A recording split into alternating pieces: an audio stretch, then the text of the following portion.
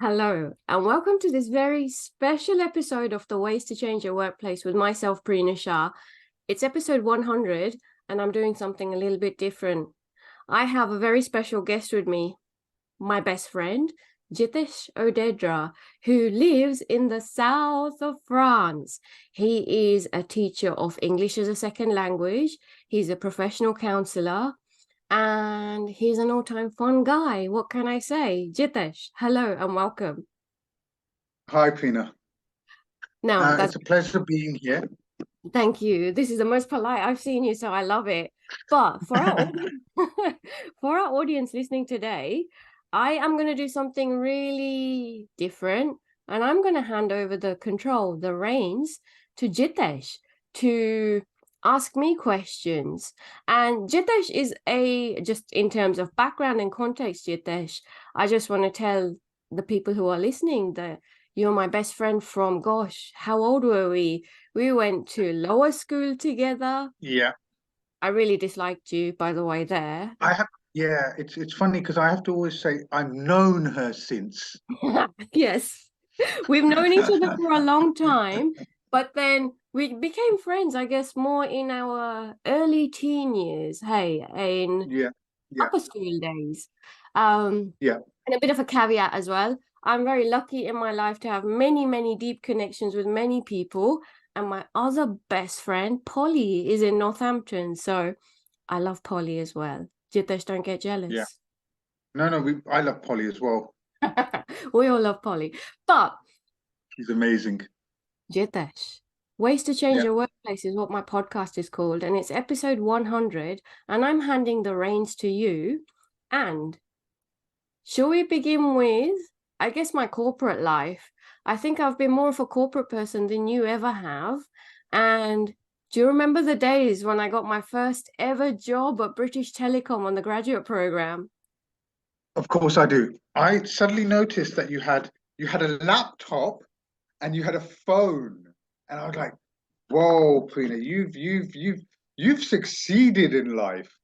They I have know. given you a laptop and a phone, and I think I couldn't stop drooling that I you had rem this." Yeah. Yeah, I had technology. You know, I had a laptop and a BlackBerry. Forget a phone, a BlackBerry back in the day. And Okay. Jitesh, even in those days, my response to you was I respected you. You were like, it's just another way of enslaving me. I've been quite the anarchist, I guess, in a corporate world anyway, haven't I? And exactly, Yeah.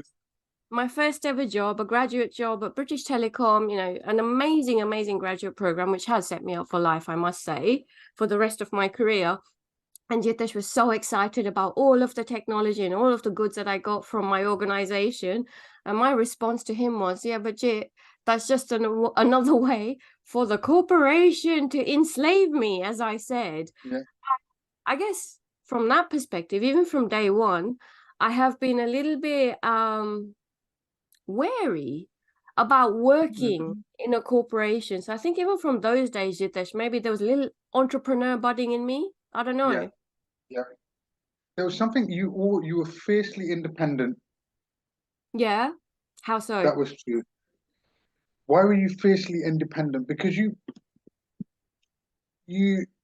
you said you didn't always say what you thought, but you knew that what you thought had a value. Fuck yes. Yes. Absolutely so. Yeah. And I still feel that, definitely so, which is why I guess I've, I set up my own business as Prina Shah Consulting, but then I thought there was something bigger than me, beyond me, which is why I have, then created this podcast and rebranded or evolved my brand to focus on ways to change your workplace, Jitesh. Um, and you know why I do what I do, and episode Yeah. 50 was a huge episode for me. And if Yeah. you haven't tuned into it, people, check it out. I explain why I do what I do in that episode. And it was really scary for me to put it out there in the world because it's quite the vulnerable episode. And before I put it out in the world, I actually sent the audio file to Jitesh first and my mom, right? Yeah. So Jit, over to you. Yeah. The first question I wanted to ask around that Um, it was an experience that you still carry today. Yes. It's an experience that you still carry today. We still speak about Anil Uncle. He's still very present. Yes. Um, and what I wanted to ask you was, what are the strengths? What are the strengths that you've got from that you apply today? What are the Okay. gems? Ooh, what are the gems? Oh my gosh, from that. Now, for people who haven't listened to episode 50, what the fuck? Go listen to it. If you haven't listened Yeah, to it, let me tell you, it's a bit of let me summarize. So I do what I do because one of the reasons, and one of the many reasons I do what I do, my dad was an alcoholic from a young age.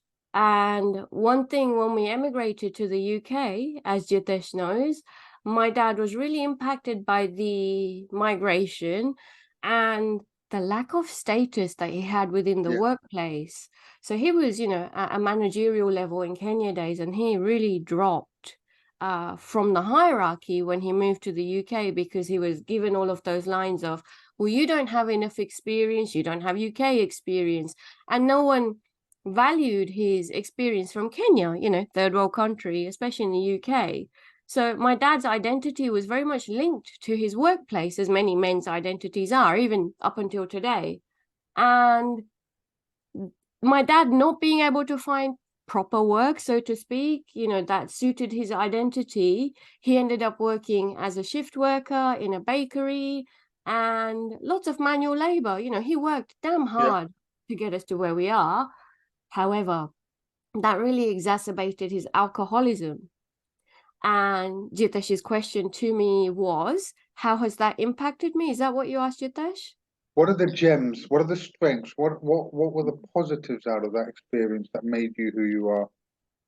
Okay, so from an early age, you got me questioning the way of the workplace, thinking, oh, this is what's impacting my dad. And I was really close to Papa.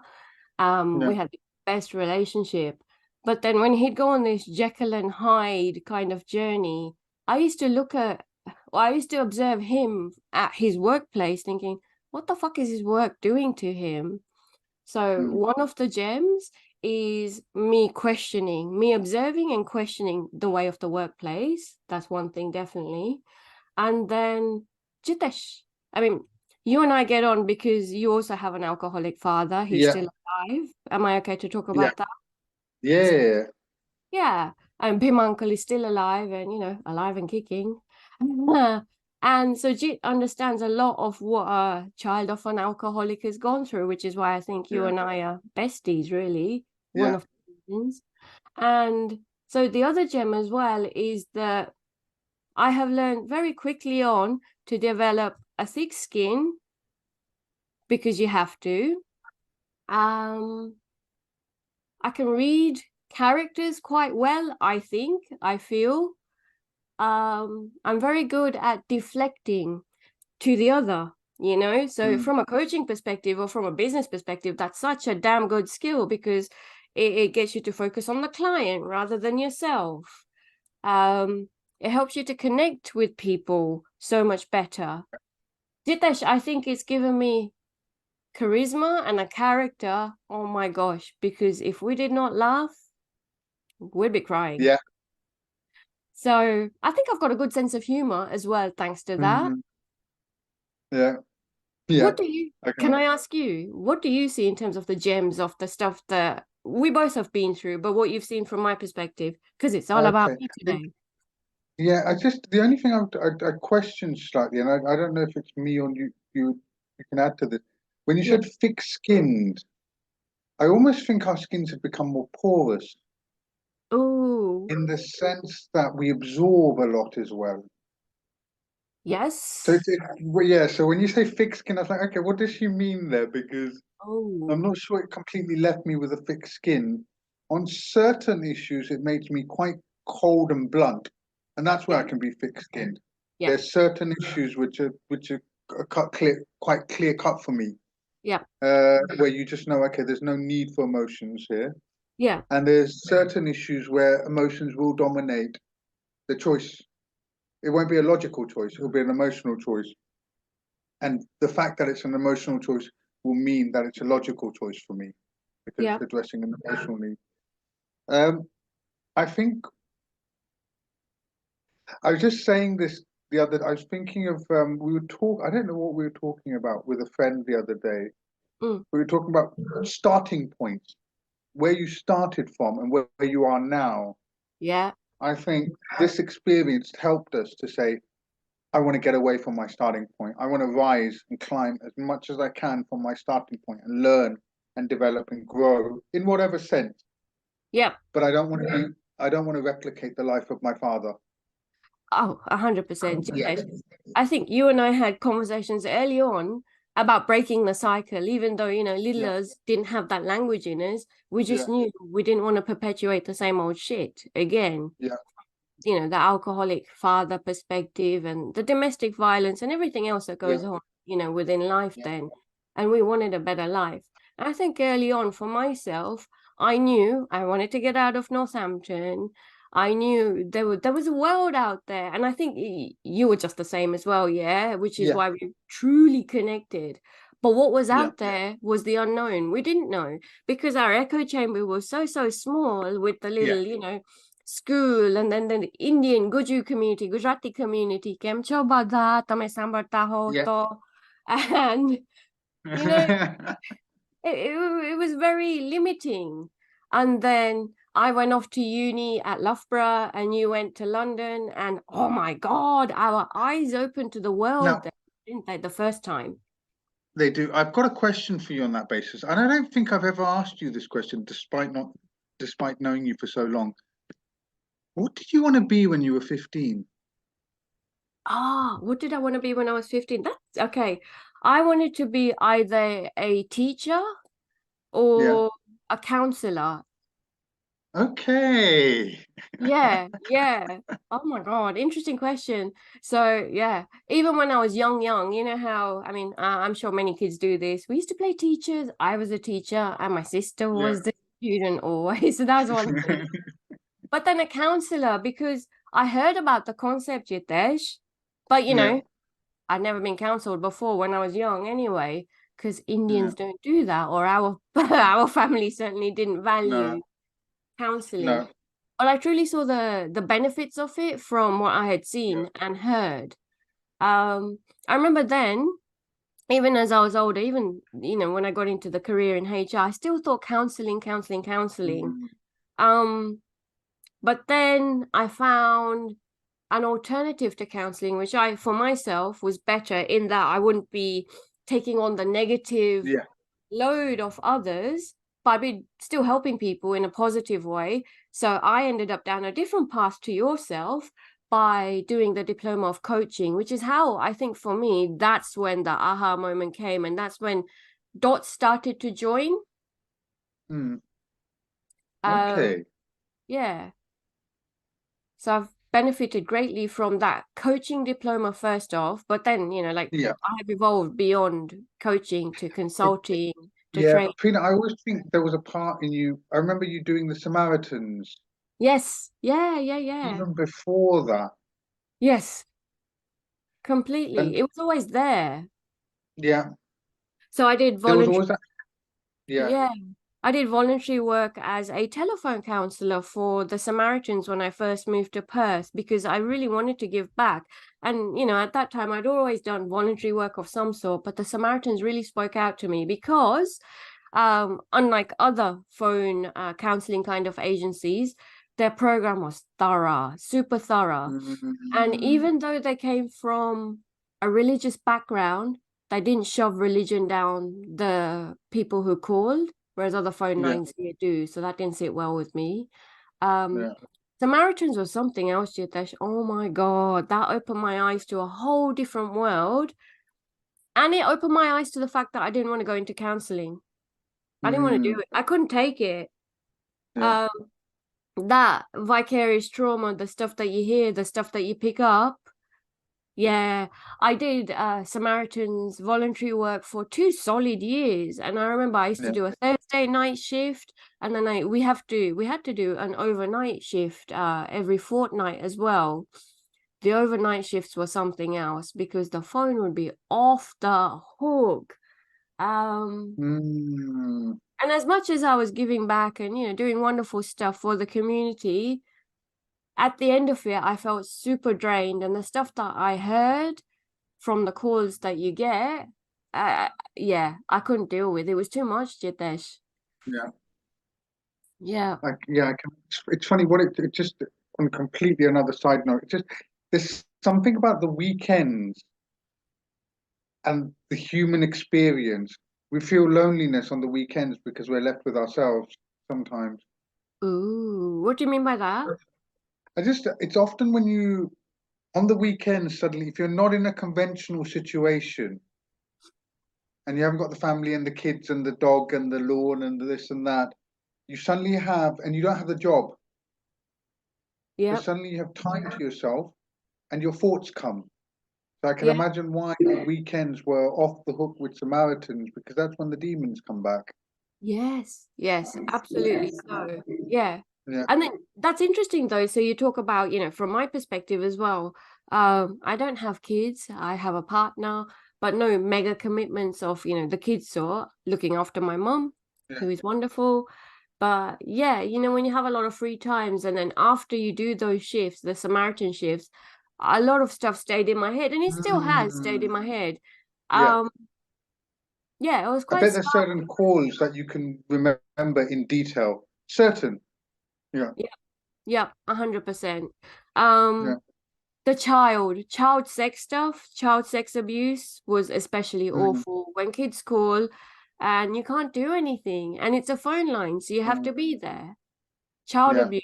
Oh, that was the worst thing. That's what really, Yeah. really impacted me. Yeah.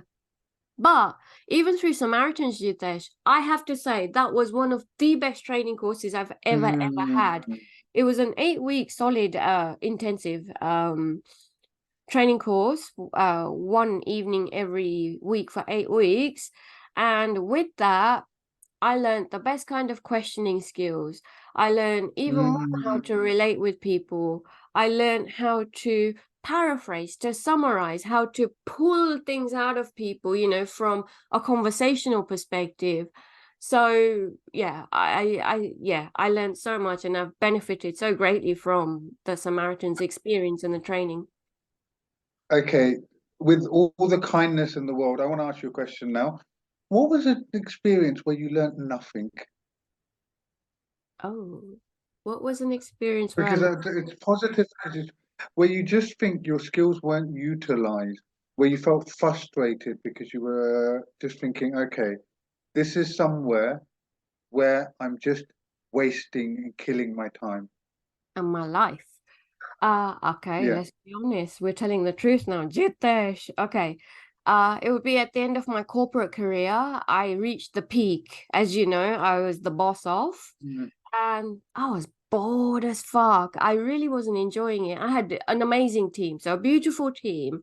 However, the work yeah. itself just got so mundane that all I was a pen pusher. It was just red tape, Jitesh. Um, Yeah. I was writing memos for approval for crap that other people would do. I wanted to be that person who'd be doing this stuff. But at that Mm, level, you're more of a conductor of the orchestra rather than being yeah. a musician within the orchestra. Yeah. I really learned then on that I love being that musician. I love being the Yeah. conductor as well, absolutely. But I fucking hate writing memos. It kills me. And the red tape of a workplace. The other thing that really got to me as well, the higher up you go, the more political it gets. And Mm, life's too short. I really wasn't into that kind of crap either. Um, which has really impacted, now the way that I work and, workplace politics and, office gossip and toxic cultures, all of that I've come across. yeah. Just the mundaneness of work as well. I absolutely have come across it there. So I'd say the place where I learned nothing would have probably been at the end of my career, which is why I left.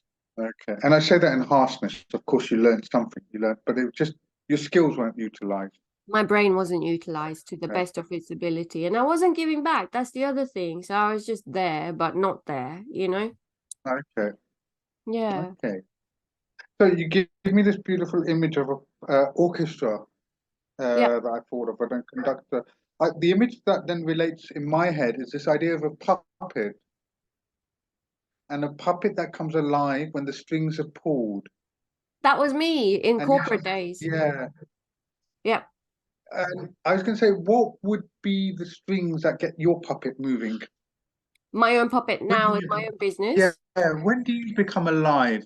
Like One time. for me, I was thinking when I do English teaching, there's a part of me that becomes theatrical. You become Yeah. alive because you got to be animated. You got to seem excited.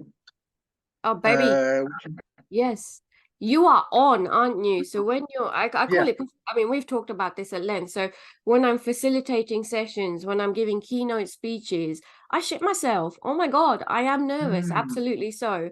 And I've yeah. prepared, you know, I prepare a lot. But then when I'm there, when I'm on stage, when I'm performing, so to speak, I am on. Even if I've had the worst night's sleep, there's something about it that gives you such a buzz. And everybody, after I've had a session, after I've, any session I have, I always text Jitesh an update, or I'll give you a phone call on my drive home, and we'll digest it. We'll Yeah. dissect it, in fact, a little bit, Yeah. won't we, to talk about. And from your perspective as well, you're quite the performer Yeah. in the work that you do. So there's similarities there. Yeah. No, it's funny because you do it more often than I. Is Yeah. you're in different environments. I don't know how you do it. I Explain just why. tell yeah, in the sense that when I'm teaching in my language school, I know exactly how things work. There's very little problem solving other than the content. Where Yeah. suddenly you've got a logistic thing as well. There's new people, you're meeting someone new each time, you're going into new audience. You may never see them again. Yeah. It's a one shot there. Yeah. But I think I like that. I like the excitement and the nervousness of it as well. I think that's Yeah, one of the things that does get me going, definitely so. It is the thrill of it, Jitesh, in that yeah, respect. And then, like I talked about workplace politics earlier, some projects I like doing and then finishing, and then that's the end of that.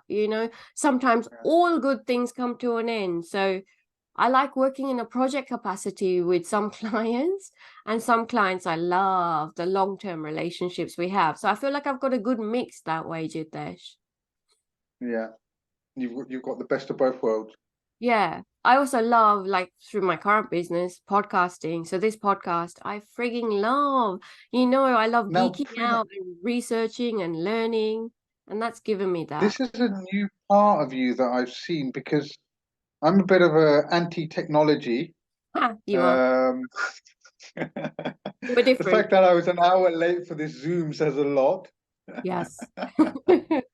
But what I was really what I noticed is you really got onto this. We're the same age, Yeah. but you really got onto this technology thing. You started doing these Zoom calls. You started having these interviews.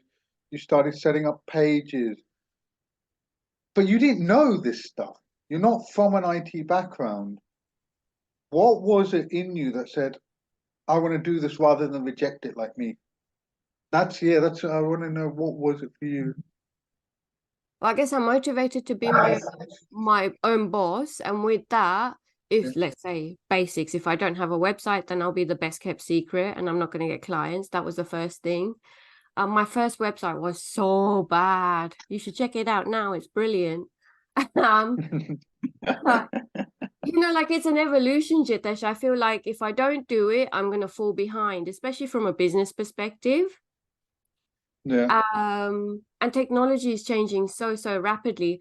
I'm not like mega technical. I guess I'd say I'm medium technical if I'm to compare myself against my peers.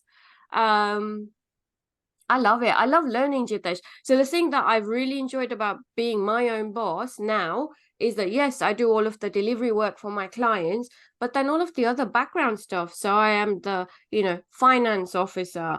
I am Yeah. the I'm marketing, Communications officer.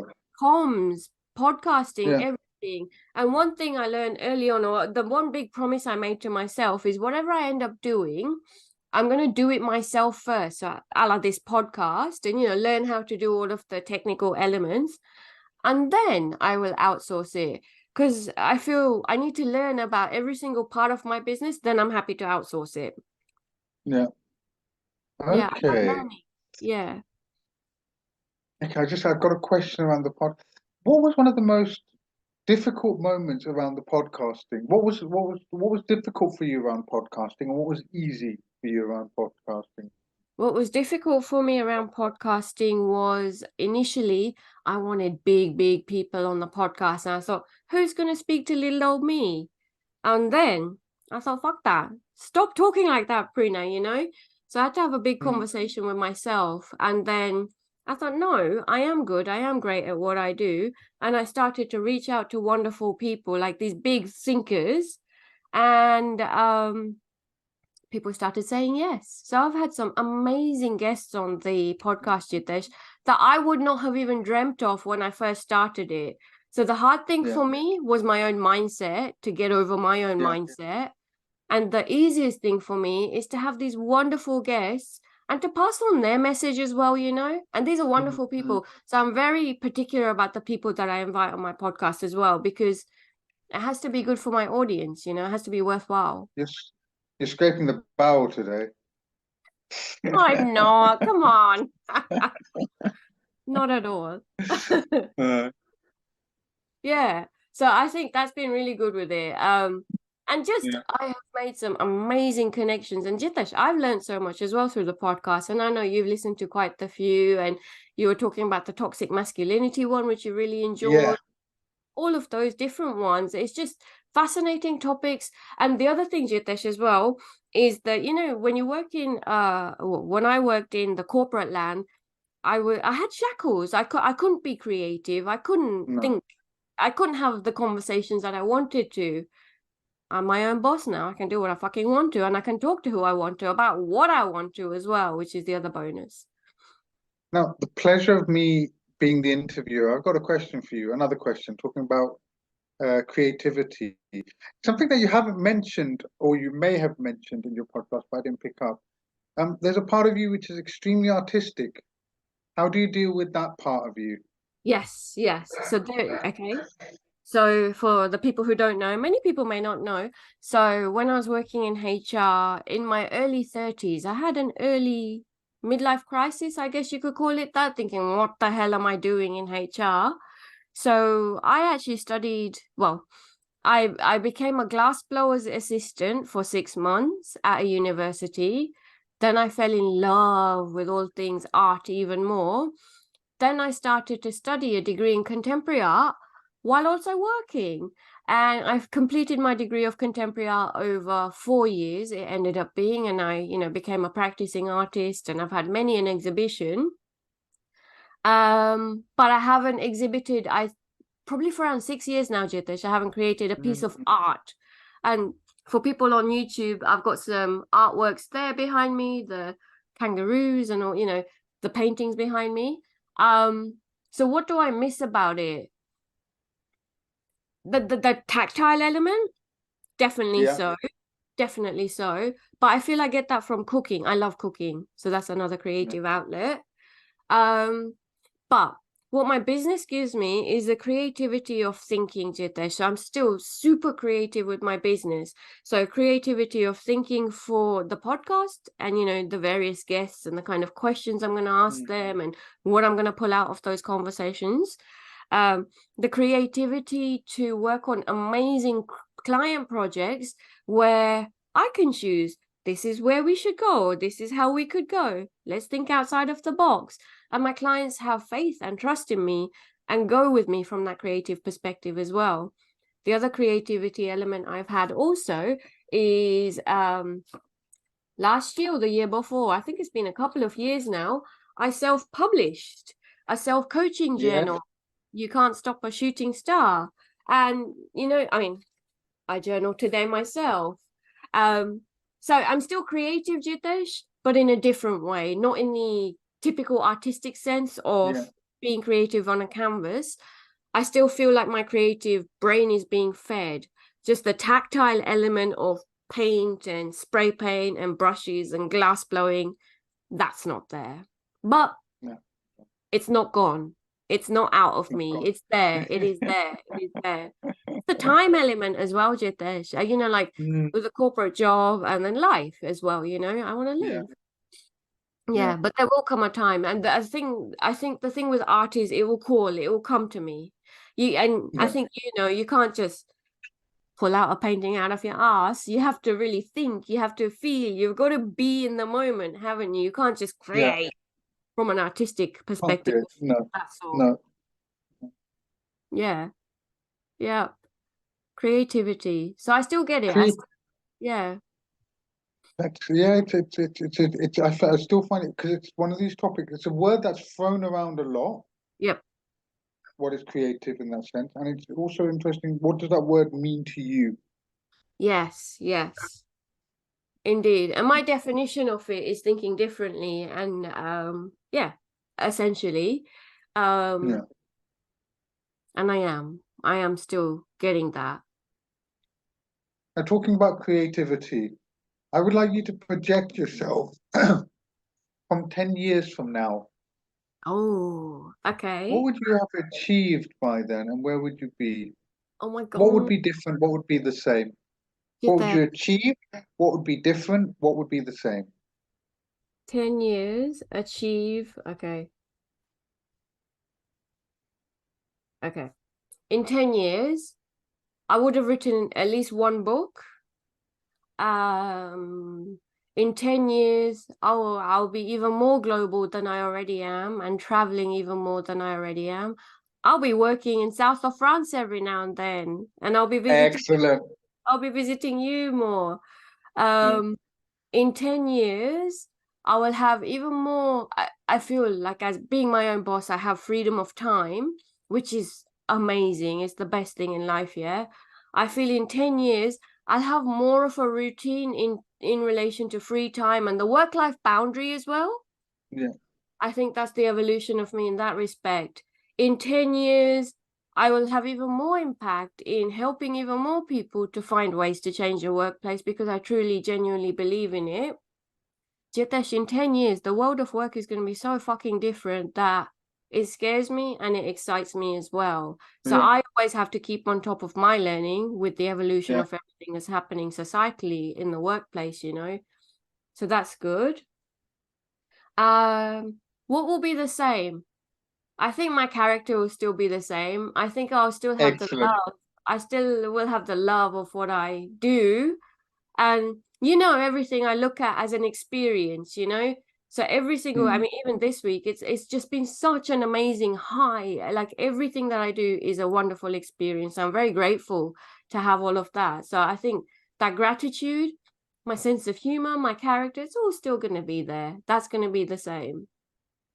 excellent. Yeah. Anything else? Like, what do you reckon?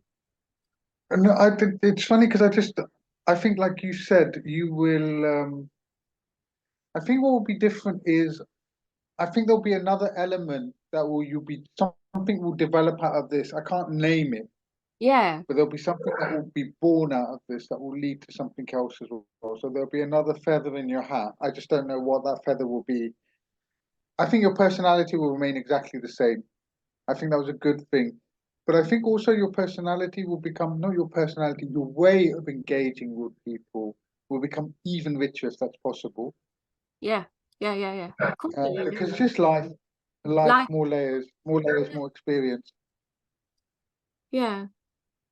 And I hope you write that book because I've seen that there's a burning part of you that wants to capture what you've learned in a book. 100%. And I've put it out there to the world, Yeah, so I better fucking write it now. Hey, yeah, I need to pull that yeah, finger out, Jitesh. Yes, yeah, absolutely. yeah. Question: why did you move to Australia? Why did you leave the UK?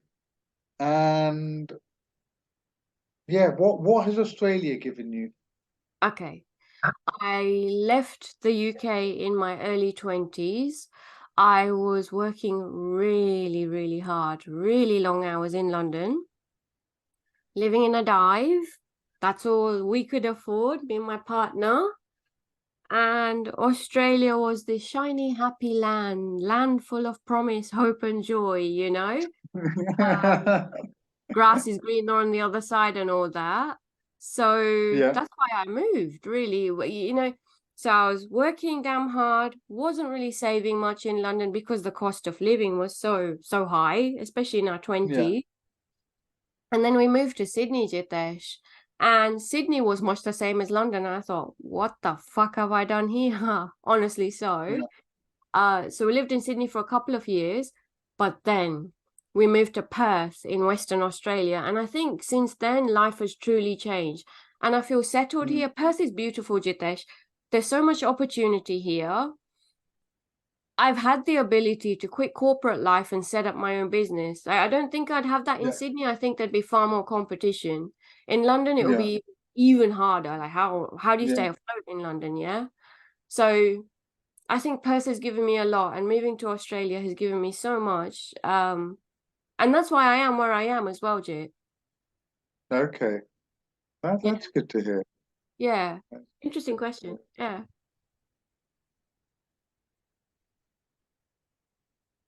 We have to fill the blank. Talk.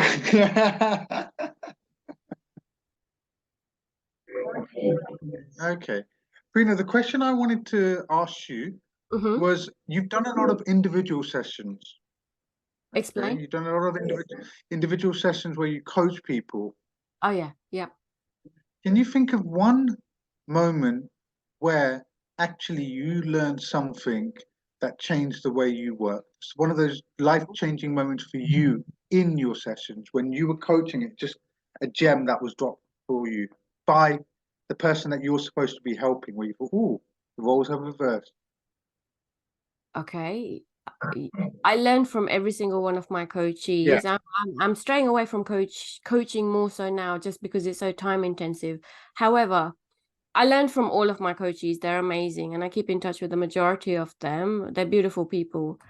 Um, I coached a politician, Jitesh, um, an Indian politician, and she's amazing and super high flyer. But one thing that she was working on, Jitesh, was how she could bring her brown self to the table, to the political yeah, table, right? And oh my gosh, that has taught me so much. I think from then on, it's about me bringing my true self, my Gujarati self, talking about my okay, background. And then after that, I recorded episode 50 to explain why I do what I do. That was okay. my That pivotal that moment. was your learning from that. Be yourself, bring Yeah. yourself to the table. Now that goes on to my second question that I had. Mm, You're supposedly, obviously, a woman. yes. There's an Asian aspect. There's a weaker Indian aspect, but a very strong Gujarati aspect. Yeah. Okay? You have these layers. Yeah. Okay, what do these layers mean to you right now when you redefine them? Being a woman, being of Asian origin, but then being of Gujarati diaspora. Yeah. Okay. So the woman aspect, I'll talk more to the Asian and the Gujarati aspect more so, Jitesh. I Mm, live in Perth and it's very white, I'll be very honest, in terms of the corporate scene.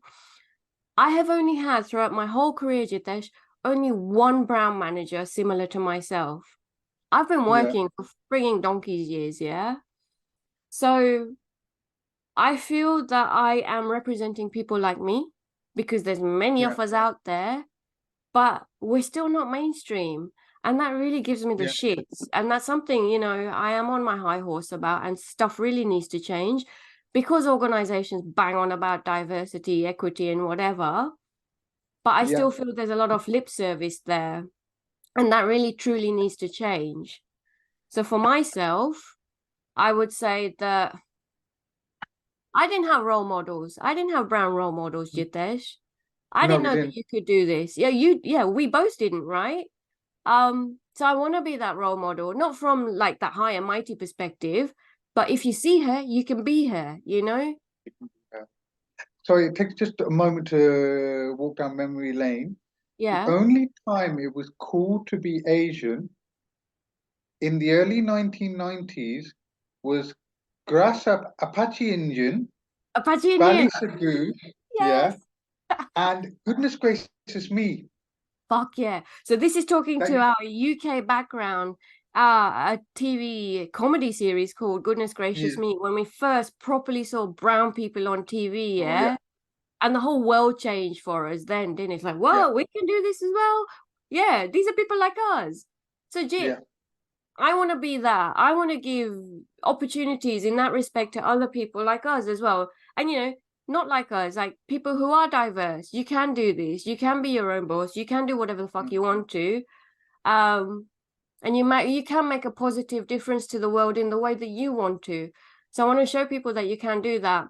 The exciting thing, I have my niece, my 16-year-old niece, Jitesh, who's going to be doing work experience with me in November. my God, that would be fun. Yeah. So I'm really That would, flattered. But I think there's a big aspect there of me being female because I have worked yeah, in male-dominated industries and I still do. A lot of my competition, so to speak, I don't have competition. People work with me because they want to work with me. But those who label themselves as my competition, a lot of them are men.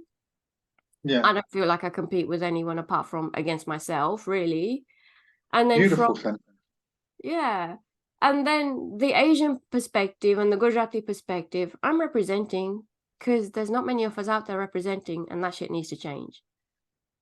Okay. I wanted to add another layer to that, which is something that I don't think about often, but I know it pushes a lot of where I am and what I'm doing.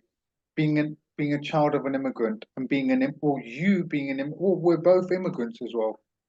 Yeah. What does the immigrant experience give you? Oh my God. The work ethic that I have, Jitesh, as you know, I've got that voice in my head, child of an immigrant, like your parents worked so fucking hard to get you where you are. You've got to. I, I'm working on You it got still. to You've got to, yeah. Yeah, of course finish you. the sentence. You've got to work hard as well. Yeah,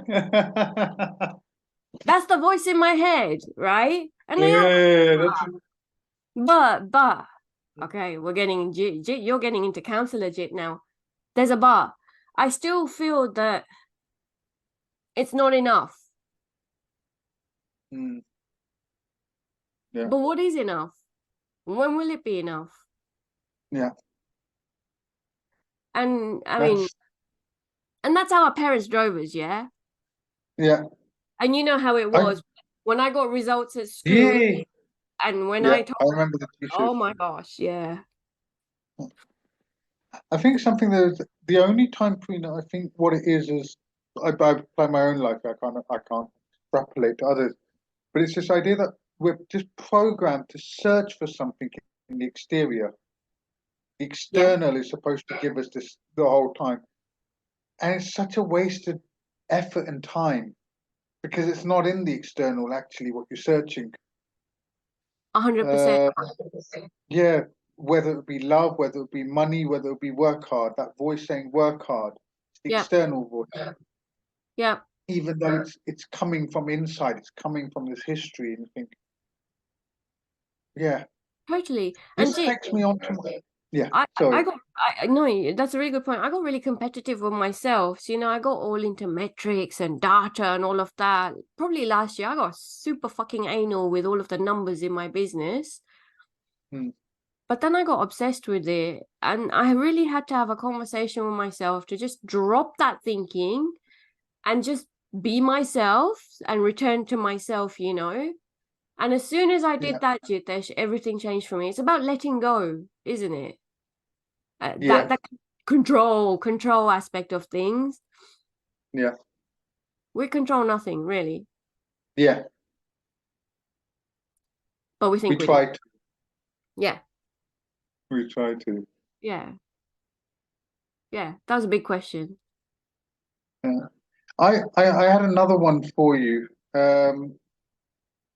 There's this Prina that I know that Yeah. is in Perth, that has succeeded in working as a consultant, had a rich history before that. Okay, if there was if there was this alter ego Prina Yeah. that indulged her senses and took another path, who would this other Prina be that you could almost feel comfortable being in her skin? Oh, What she'd be would the she be doing? easy answer. She'd be that Yeah. contemporary artist, Jitesh. 100%. Okay. Yeah, yeah. Okay. And what would she be doing now? She'd be traveling the fucking world exhibiting, honestly, and just living her best life. Um, and learning and experiencing and constantly giving back to the world as well. And Yeah. so when I worked on all of my art series back in the day, Jitesh, I didn't just, pull it out. It had deep meaning to it. Like every single piece of it was me. It was my baby, going out there into the world. And yeah, the alter ego, I think, would be artist Prina out there doing her thing, exhibiting and learning and making the world a better place in that way. Okay. Yeah. Ooh. Now the magic wand question. Yes. You're going to ask me this question for the first time Yeah. ever. Go. The magic wand question, Frida. So the magic one question, Jitesh, that's a reminder prompt. Jitesh is going to ask me, Prina, if you had a magic wand, what is one way that you would change the way of the workplace? Yes. Jitesh, I haven't even thought about this like in depth, like loads of my audience members have, my interviewees have. But from my perspective, and I guess especially because we've been talking about my dad in this episode, Mm. I would still go back to the way I would change the workplace if I had a magic wand is to really review the institutional systems of a workplace that still tie men to their jobs in a really negative way, Jitesh. So, Mm. like this, beyond my dad's stuff, the identity, of course, that a man has to his job and therefore to Yeah. You society. have to That be the breadwinner. You have to keep family going. You've got yeah, that pressure, that tension. yeah, absolutely. But then when I've worked internally, Jitesh, the stuff that I have seen is that workplaces don't make it okay for men to ask for flexibility, for men to have, good Mm. paternity leave, for men Yeah. to be there for their children, Yeah. for men to give back to society in the way that they want to. It's still a Or fucked up system. It's still not there. can I add men in depression? Yeah, all of the above. Yeah. Yes. Yeah. Yeah. And so getting back on my high horse, the other thing as well, so women, we talk about equality and all of that. And I ask, why the fuck would you want equality if men aren't happy as they are in the workplace? Why do we want to be like them? I think we need to Mm. fuck the system altogether, review it, look at it, and create a better and bigger new system and find proper ways of working that are positive and that feed our soul and yes, feed the frigging economy as well. So that would be my answer to that question, Jitesh. Thank you. And with that, we end the podcast, Jitesh. And I cannot thank you enough for the tough, curly questions that you've posed to me. We've gone deep in some areas, so thank you for that. I love you. Always a pleasure. I love you as well. Until the next time, maybe episode Until 150. yeah, I'm up for that. Cool.